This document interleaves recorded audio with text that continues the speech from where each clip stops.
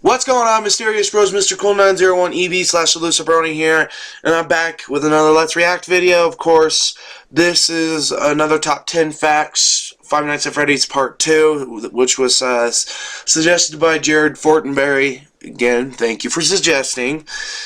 Hope you guys watch the end of that other video, because I actually need your guys' help. Make sure you watch the end of that other video, please.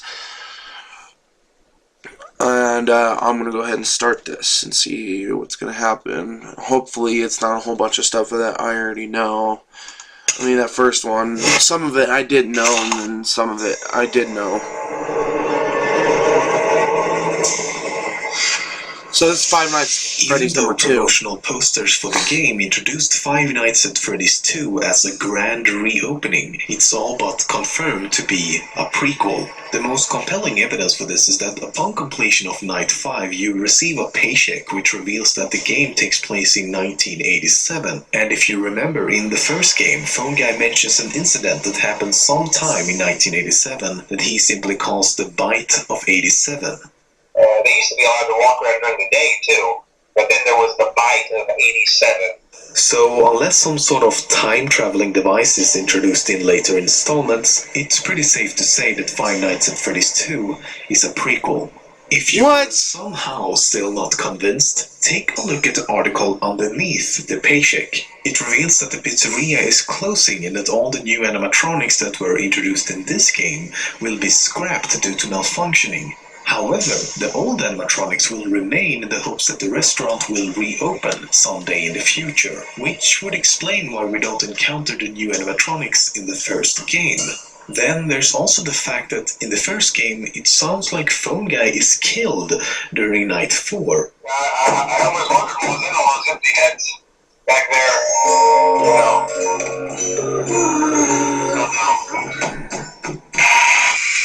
But in the second game, he's obviously fine. Now that Golden Freddy has actually been named in the game, Phone Guy and the Puppet are the only two remaining characters without an official name. Almost all animatronics in the series are male, the only exceptions being Chica and Toy Chica, which are female. There's also the Puppet, which is a bit of a mystery but is generally assumed to be male. Then there's Mangle, while Mangle is referred to as a he by Phone Guy. I think the employees refer to him as just the Mangle. The custom night challenge titled Ladies' Night includes Chica, Toy Chica, and Mangle, leading many to believe that it's actually a she. Interesting. Let's talk about the Bite of 87 incident. The second game is set in 1987. So it's a prequel, not a sequel? Which is hardly a coincidence. I don't know. I mean, the graphics on this game look better. Anything about this during the game, which must mean that it hasn't happened yet. But if that's the case, the game unintentionally gives us the exact date for when it must have happened. Because at the end of Night 6, Jeremy is informed that the pizzeria is closing and that he will be working the day shift for the restaurant's last event. A birthday party the next day. We have one more event scheduled for tomorrow, a birthday. You'll be on day shift. In other words, the Bite of 87 occurred on November 14th. After completing each night up to Night 4 in the second game, you get a really strange cutscene like this one. But what's really weird about these short clips is that we're actually in the dining area from the first game. The creator of the game, Scott Cawthon, is also the voice behind Phone Guy. Hello? Hello? Interesting to notice that even Scott himself simply calls him Phone Guy, which might suggest that he doesn't have an actual name yet. After playing the first 6 nights in the second game as Jeremy Fitzgerald, you actually play the 7th custom night as someone named Fritz Smith. What's interesting here though is that his name is very similar to the surnames of the two main characters. Fritz taken from Fitzgerald and Smith taken from Schmidt. As I'm sure most of you know by now, sometimes after one of the animatronics attacks, the game doesn't end. Instead, you get to play one of these top-down 2D minigames. I won't go into what these games could potentially be about, because at this point, we really don't know. But after reading through several forums, the wiki, and of course playing the game myself, there might be a few things you've missed. For example, in all but one of these 4 minigames, you'll hear a distorted voice calling out different letters.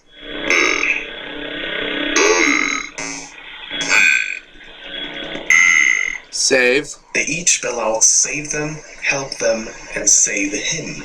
In one of the games where you play as the puppet, the game ends with a jump scare by Golden Freddy. Let's play that again. You probably still can't see it, but there's actually a 5th child right there. For one single frame before Golden Freddy appears, a 5th child can be seen.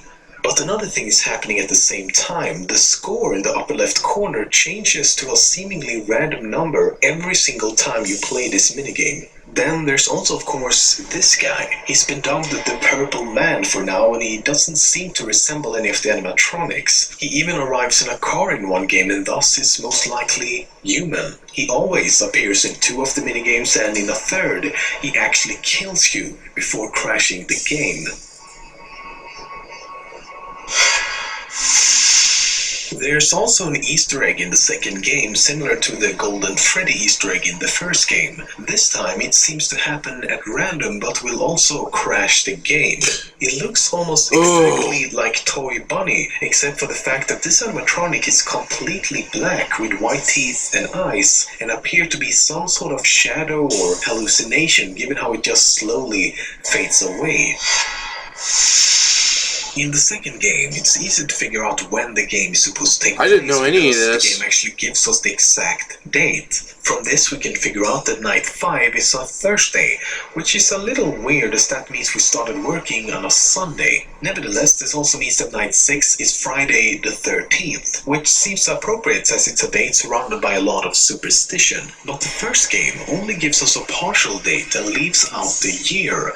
But you'll notice that the dates between the 2 games follow the exact same pattern. Night 6 in the first game is also November 13th. Now, we could assume that this is also a Friday for 2 reasons. 1, paychecks are usually given out on Fridays, and 2, it would follow the same pattern as the second game.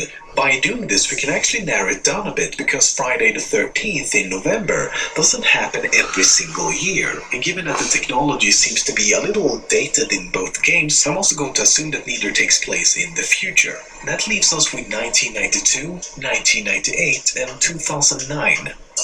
Okay, let's go back to the second game. Take a look at the money we're receiving. $100.50. Why not just 100? I don't know about you, but if I had to come up with a random number like this, I'd be most likely to use a whole number and skip the decimals altogether. So maybe it isn't random. We work between 12 and 6 a.m., so 6 hours. 6 hours times 5 nights is 30 hours. 100.50 divided by 30 gives us $3.35 per hour. If we compare that to federal and state minimum wages in the US in 1987, it actually checks out. If we do the same for the paycheck we received in the first game at night 5, we can completely rule out 2009, and the most likely year of the 2 remaining is 1992. However, if it turns out that the identical date should be mere coincidence, and the 6th night in the first game is in fact not a Friday like in the second game, the first 5 Nights at Freddy's could really take place anywhere between 1987 and somewhere around 1998, depending on which state we're actually located in.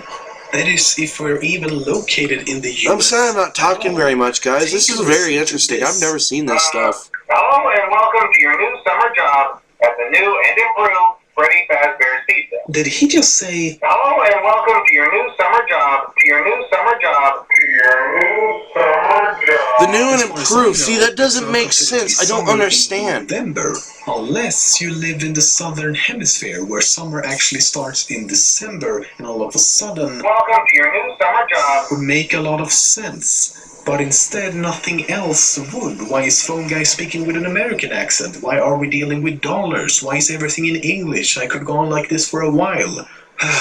So, conclusion? With the evidence we've found so far, both games most likely takes place in the US, and the first game most likely takes place around 1992, and the second game certainly takes place in 1987. But there's still some conflicting evidence, so for the time being, we don't really know shit.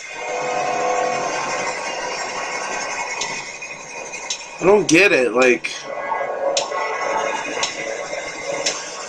Scott said it was a sequel, not a prequel. That's what I don't understand. I'm just a little bit confused about this. Sorry if I wasn't very talkative. Sorry if I wasn't very talkative during this video, guys. I do apologize for that. I was just listening in. But that looks like that's about it for this video.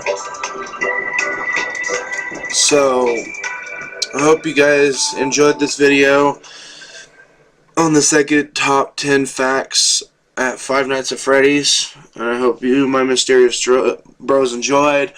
If you did, hit that like button down below. If you're new to the channel, please subscribe. And I guess we'll be seeing you, my mysterious bros, later.